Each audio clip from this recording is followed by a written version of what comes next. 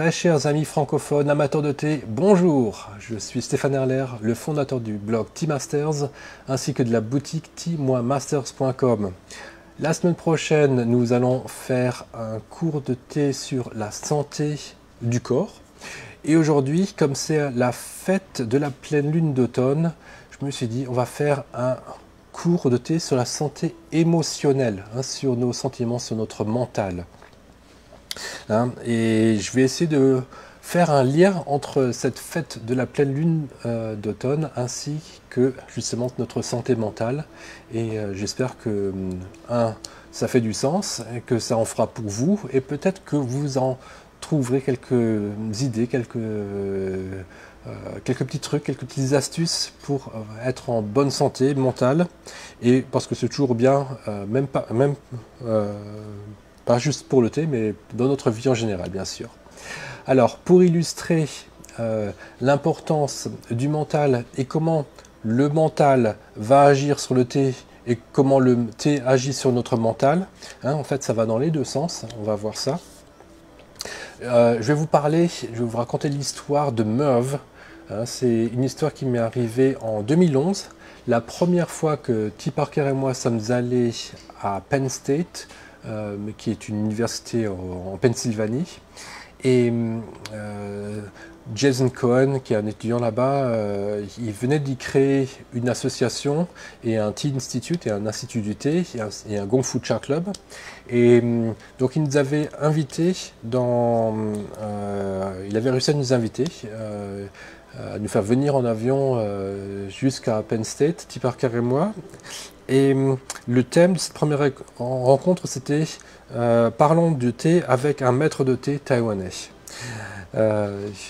Donc, il avait bien sûr pris cette en anglais, Let's Talk with the Tea Master, with the Taiwanese Tea Master. Donc, il s'était vraiment inspiré du nom de mon blog pour la première série de cours, parce que nous y sommes retournés assez souvent ensuite. Avec le Covid, malheureusement, on n'a pas pu y retourner depuis, mais entre 2011 et puis 2019, disons qu'on y allait plusieurs fois, je crois même 4-5 fois, donc assez régulièrement. Et tiens, j'en profite pour me faire aussi un petit peu un thé, avant que ma voix ne se perde. Je sens qu'elle faiblit un petit peu, j'ai un petit peu attrapé un rhume, et plutôt que de déplorer la perte de mon sens des odeurs, j'ai choisi un thé qui est âgé, mon pu'er en vrac Gushu cru des années 2000. Pourquoi? Parce que c'est un thé qui a beaucoup de goût. Aujourd'hui, n'ayant pas beaucoup d'odorat, en fait, mon sens du goût va être plus développé. Donc, j'ai choisi un thé qui va avec ma condition aujourd'hui.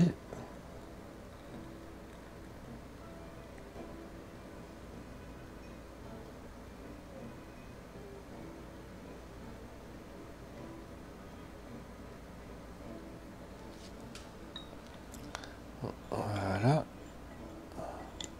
On ne verse pas d'eau dessus. Je vais éteindre, je pense que ça me suffira une fois. On laisse un petit peu infuser. Donc je n'ai pas pris beaucoup, on peut laisser un petit peu infuser. Donc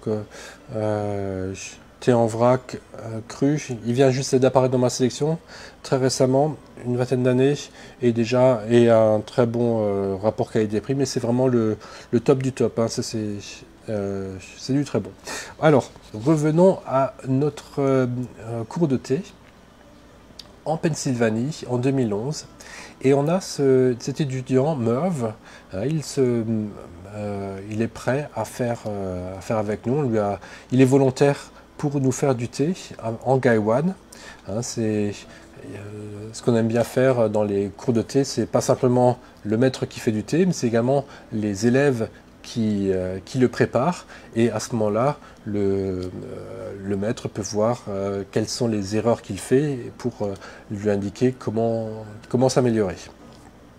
Et donc Merv, il arrive, tous les autres étudiants, nous sommes tous assis en demi-cercle, on le regarde, il commence à transpirer, il est très nerveux, le Gaiwan, on voit sa main qui tremble pour verser, et à la fin, il est vraiment en nage, quand il a fini de verser le thé dans les coupes. Il a vraiment été très très nerveux, et c'est peut-être pas simplement une nervosité due à une certaine timidité ou bien à la peur d'être en public. Je crois que c'était plutôt une nervosité due au fait qu'il savait qu'il était très débutant et qu'il ne maîtrisait pas assez cet instrument. Et donc ça c'est normal au départ, hein, de ne pas savoir maîtriser son instrument, surtout le Gaiwan, c'est un des instruments les plus compliqués. La théière, c'est quand même plus simple. On a moins de risque de se brûler et d'en mettre à côté. Mais donc, ça s'était vraiment pas bien passé pour Merv. Et quand on a bu la coupe qu'il a produite, hein, on a tous remarqué que le thé n'était pas aussi bon que préparé par quelqu'un d'autre, par les autres personnes qui, elles, n'avaient pas été aussi nerveuses. Et même Merv, il a remarqué ça. Alors au départ, il était complètement étudiant dans une université scientifique. Il était complètement convaincu que une infusion de thé, c'est quoi? C'est une réaction chimique entre les feuilles et de l'eau bouillante. Et avec éventuellement le matériau qui va influencer. Bon, avec la porcelaine du Gaiwan, il n'y a aucune influence du matériau. Alors, donc, il y a juste l'influence de la température, nombre de grammes. Comment est-ce qu'on... La manière dont on verse l'eau, big deal, comme ils disent les Anglish, big deal. Donc, il ne pensait pas du tout qu'il y aurait une différence entre lui qui prépare le thé et puis une autre personne. Hein, en fait, il s'agit juste de mettre de l'eau et puis de verser, paf. Mais même lui, il était vraiment choqué. Mince, comment se fait-il que le thé que moi j'ai préparé avec ma nervosité, qu'il soit tellement différent du thé préparé par une autre personne qui n'est pas nerveuse, hein, même lui, ça vraiment l'a convaincu de l'influence de votre mindset, de votre état d'esprit quand vous préparez le thé.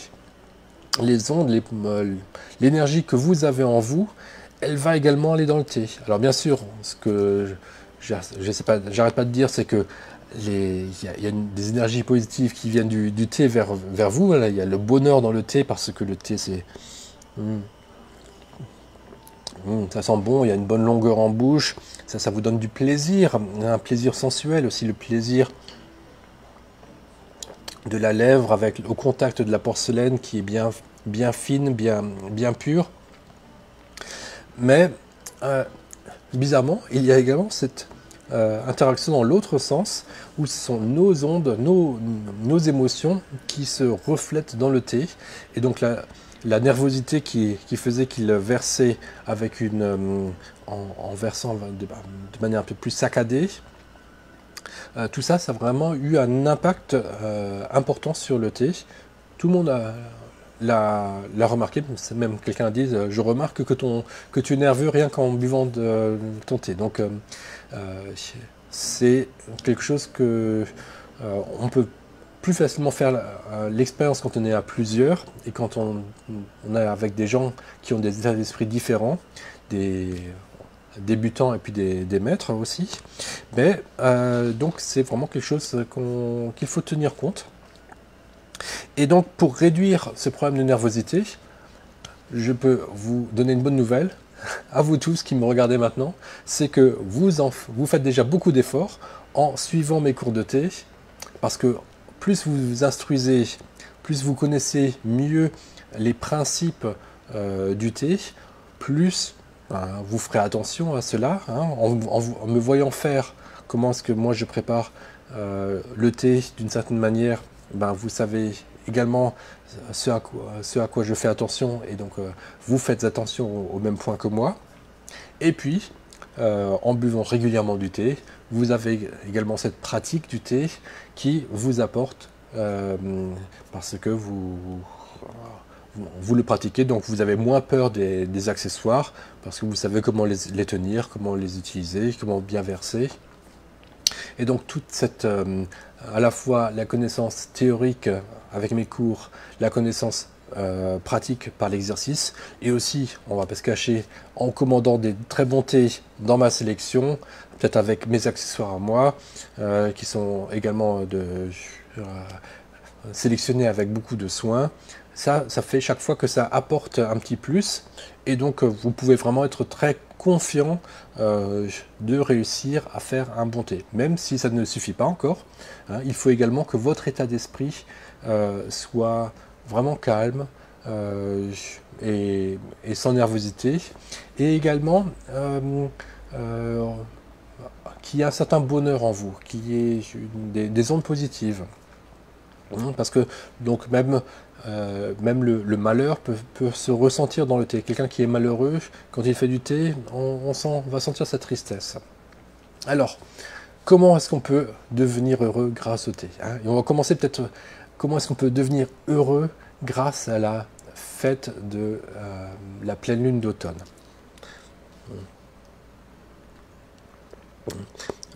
Et pour cela, on va revenir à la préhistoire. Et le sortie de la préhistoire, bien sûr, c'est l'invention de l'écriture. Et une des premières choses que les hommes ont fait quand ils ont appris à écrire, hein, c'est les Babyloniens. Ils ont séparé la semaine, séparé le temps dans un calendrier, et ils ont séparé la semaine en 7 jours. Avec, dans la Bible, c'est écrit déjà dès la Genèse, que le 7e jour, l'homme se repose, hein, notamment pour louer le Seigneur de sa vie, mais également pour se reposer simplement, pour être à la maison. Alors pourquoi est-ce qu'il fait ça, hein? En fait, l'homme a des habitudes d'être un peu paranoïaque, d'être négatif. Pourquoi? Parce que ça l'a aidé à survivre dans la préhistoire, hein, avant qu'on arrive dans le monde civilisé. Pendant des centaines de milliers d'années, l'homme devait être paranoïaque, parce que n'importe quelle blessure, n'importe quel virus, n'importe quelle ombre dans la nuit pouvait lui être fatale, pouvait le tuer, vraiment, littéralement. Et donc, d'être constamment à se dire « mince, est-ce que ce fruit va me tuer? Est-ce que derrière ce rocher, il peut y avoir un gros animal ?» D'être tout le temps sur le qui-vive, ça l'a sauvé, hein, c'est ça qui lui permettait de survivre. Mais une fois que la civilisation a commencé, l'homme a réussi à se créer des zones de sécurité. Hein, il travaillait plus dur aussi, il n'était plus cueilleur et chasseur exposé aux bêtes sauvages, mais il habitait dans un environnement beaucoup plus domestiqué, avec des animaux domestiques, avec des cultures céréalières, et un petit surplus de manger, de quoi pouvoir se reposer le 7e jour. Et ce 7e jour, ben, qu'est-ce qu'on fait? On sait qu'on est à la maison, on reste tranquillement chez soi, donc on n'a pas besoin, pas besoin d'avoir peur du trafic, de la circulation, de voisins malfaisants. On est simplement chez soi, entre soi, donc en sécurité. Donc on peut vraiment être relax. Et puis on a mis de côté un petit peu de quoi manger. Et donc on peut faire la fête, on peut arrêter d'être paranoïaque et de voir le mal partout. Ce jour-là, on peut se concentrer sur ce qui va bien, sur rendre grâce au Seigneur, rendre grâce à la vie, hein. C'est ce c'est ce qu'ont rapidement fait les Hébreux. Et puis, donc de nos jours, c'est faire la fête, hein, c'est se reposer à la maison le dimanche, regarder cette vidéo. Et puis, donc, on a même créé des grandes fêtes, comme à l'automne. Hein, les Américains ont créé Thanksgiving, les Allemands ont aussi la fête Erntedankfest, il y a aussi une gratitude pour les, pour les vendanges, pour les récoltes. Et puis en Chine, c'est la fête de la pleine lune d'automne. Donc, et en Israël, c'est Rosh Hashanah qui tombe aussi la nouvelle année, qui tombe environ dans ces eaux-là. Donc chaque culture se crée des fêtes encore plus importantes que simplement le week-end, que simplement le dimanche, le 7e jour, pour faire encore plus la fête et pour être encore plus heureux que d'habitude. Et c'est à ce moment-là, on va vraiment sortir la belle bouteille de vin, on va faire des mets encore plus raffinés comme ces mooncakes pour se rappeler de la lune. Chaque culture va avoir ses traditions à elle, mais de manière un petit peu presque aléatoire, artificielle, elle va proposer sa fête à un autre moment que les autres cultures, tout simplement, parce que ce n'est pas vraiment complètement rationnel de faire cette fête à ce moment-là ou un autre. Pourquoi ce week-end n'est pas le week-end d'avant? Donc les Chinois, ils ont pris la méthode de la pleine lune d'automne pour calculer quand cette fête devait avoir lieu.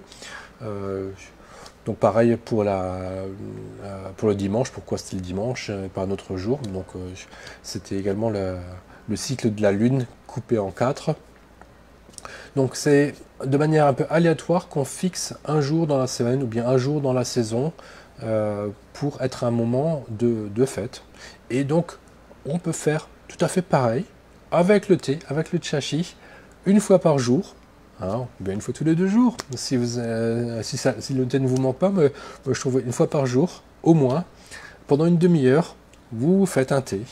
C'est une habitude tout aussi artificielle que le 7e jour, que les grandes fêtes d'automne, ou bien les fêtes de Pâques, etc. Et à ce moment-là, c'est un moment de fête, un moment où on n'a pas d'idées noires, où on évacue les mauvaises pensées parce qu'on est bien, on est à la maison, on est en train de déguster quelque chose qu'on apprécie beaucoup. Donc là, un thé pour de 20 ans, vraiment qui vous prend dans la gorge, qui tapisse le palais, qui donne du plaisir encore plusieurs minutes après l'avoir bu. Et on peut d'ailleurs le boire, même à petite dose, ça donne beaucoup de plaisir. Et il y a cette belle couleur ambrée, cette belle transparence. Et puis en rétronasal, je sens quand même encore un petit peu de ces odeurs, malgré mon rhume. Hein, je peux également apprécier la mathéière, qui a une belle couleur, qui a une peau si fine, aussi très douce. Hein, les feuilles sont bien ouvertes à l'intérieur. Il y a des belles odeurs. Je peux admirer la forme de mathéière. Hein, la soucoupe, mon bateau à thé pour matériel. Je peux également voir ma jarre. Cette jarre en porcelaine chinois. Il y a des petits enfants qui s'amusent dans la nature. Ouais, c'est rigolo. On peut penser à ces enfants, penser à un jardin, des oiseaux qui s'envolent. Tout ça sur une petite jarre. C'est assez rigolo d'avoir une peinture qui fait un petit peu comme une petite histoire. J'ai bien sûr également choisi un chabou avec des couleurs un petit peu foncées, brunes, qui vont bien avec le goût de ce thé. Et il y a des phénix, ou à moins que ce soit des grues, qui sont en train de voler au milieu de caractères chinois. Donc une impression d'envol, de liberté. Vraiment, on est la nature à côté de moi avec cette plante. Donc j'ai plein de raisons de penser à des choses belles, à penser à du plaisir. Et donc pendant que je pense à tous ces pendant que je regarde tous ces petits détails, que je m'émerveille devant chacun de ces petits détails, ben je ne pense pas au malheur du monde, je ne pense pas à l'effondrement économique, je ne pense pas à l'effondrement climatique, je ne pense pas à plein de choses qui, même si j'y pense maintenant, j'arriverai pas à faire quoi que ce soit. J'ai pas un impact positif pendant que je fais monter. Donc pendant que je fais monter, ça sert à rien d'y penser à ces choses négatives parce que je fasse le thé, que je boive ce thé ou pas, il n'y a aucun impact sur ces grands problèmes de l'humanité ou bien même vos problèmes personnels, interpersonnels avec peut-être votre famille, peut-être que vous êtes engueulé avec quelqu'un de votre famille qui vous est proche, ou bien vous avez un problème au boulot. Tout ça aussi, ça sert à rien maintenant de ressasser ces problèmes-là. Mieux vaut prendre de la hauteur, faut penser à autre chose, se divertir un petit peu et retrouver de la force en pensant à autre chose, hein, en ne pas se coulant dans des pensées négatives, mais en voyant la vie du bon côté, et ça vous permettra, de, euh, de relativiser vos autres problèmes du quotidien, ou bien d'épuiser une certaine force pour y faire face, ou bien même, il y a encore une autre solution, c'est d'essayer de trouver du positif dans les problèmes qui surviennent. Alors, je regarde si j'ai rien oublié pour l'instant dans mon exposé. Je reprends une petite coupe.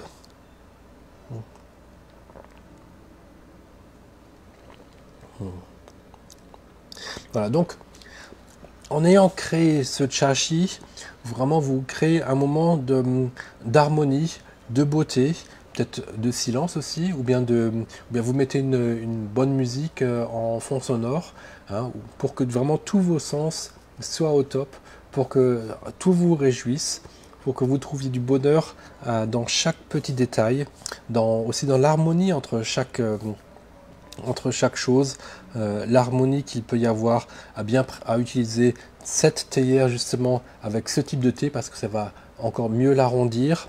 Il n'est pas vraiment question de un vieux pour, ce n'est pas vraiment pour ces odeurs qu'on le prépare, c'est vraiment plutôt pour la puissance de son goût et la beauté bien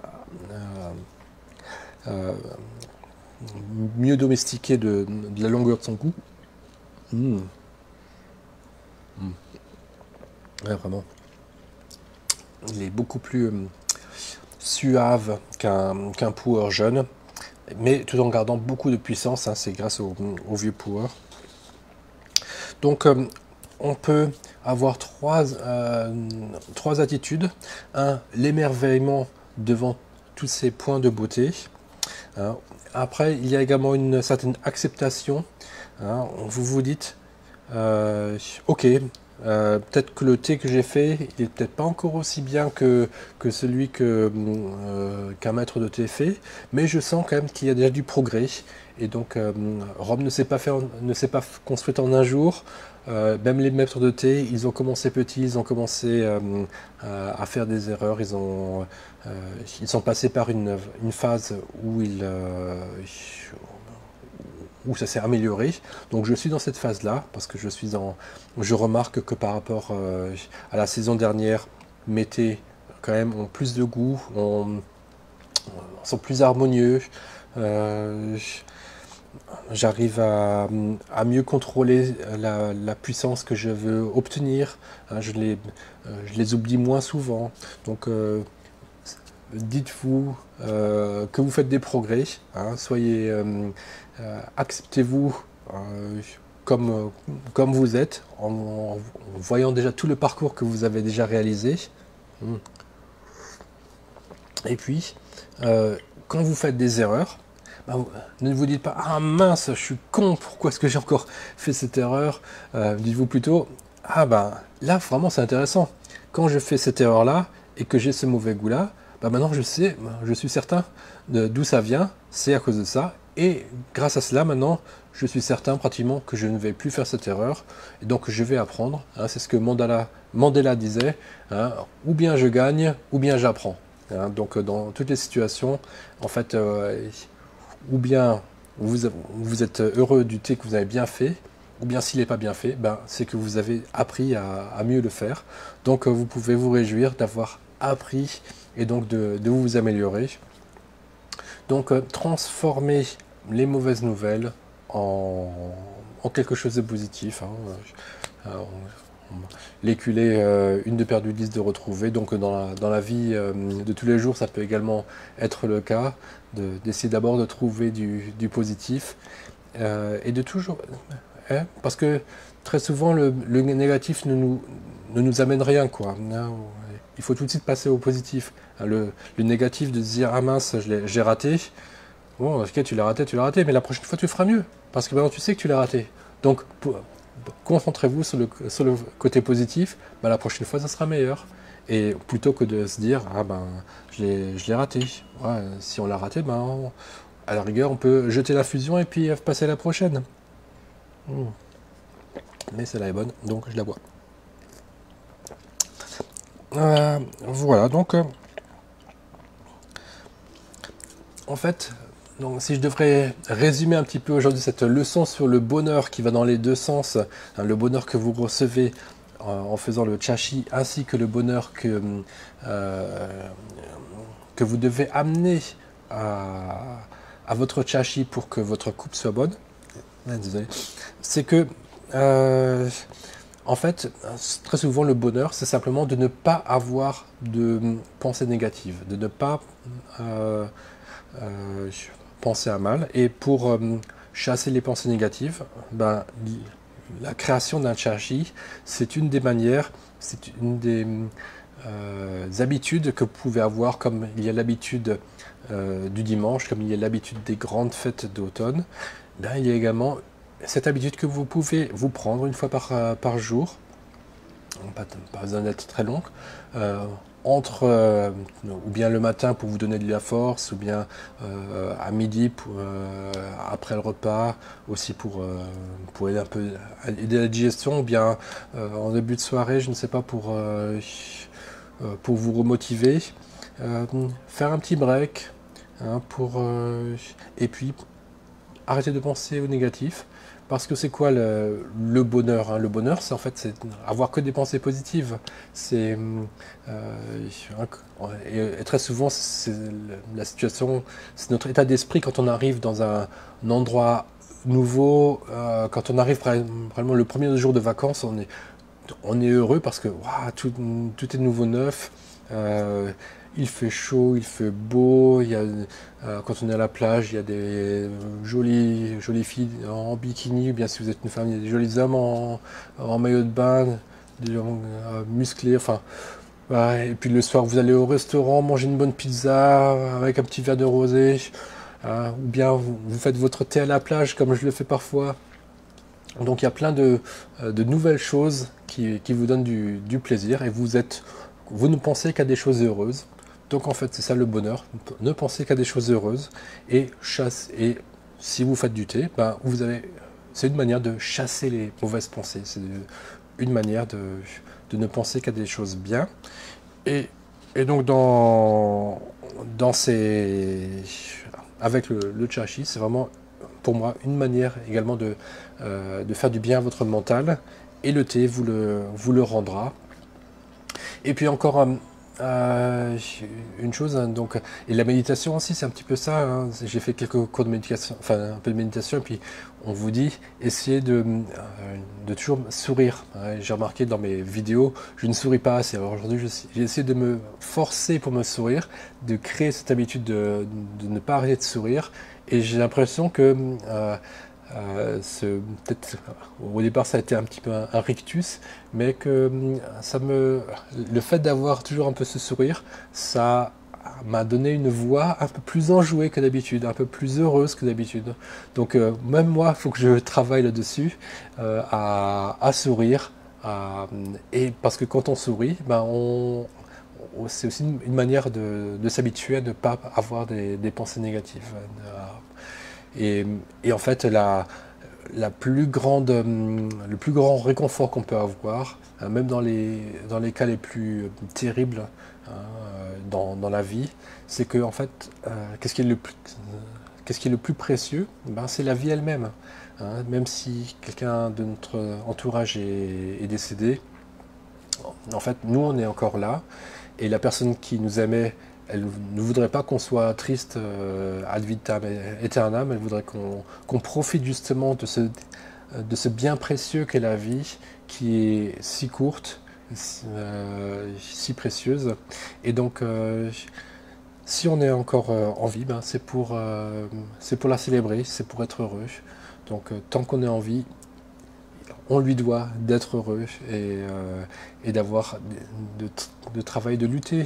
Même effectivement, c'est un travail, euh, il faut amener cette joie et chasser le négatif, ou bien essayer de transformer le négatif et de chercher des solutions. Hein. Et quand on pense à la solution, ben on est déjà moins triste que si on pense que juste négatif. Voilà, mais la semaine prochaine, nous ferons un autre cours de thé, cette fois-ci sur la santé du corps de nouveau. J'espère que ce cours, un petit peu différent, vous a intéressé et vous a donné de la joie. Merci pour votre présence et puis bon dimanche.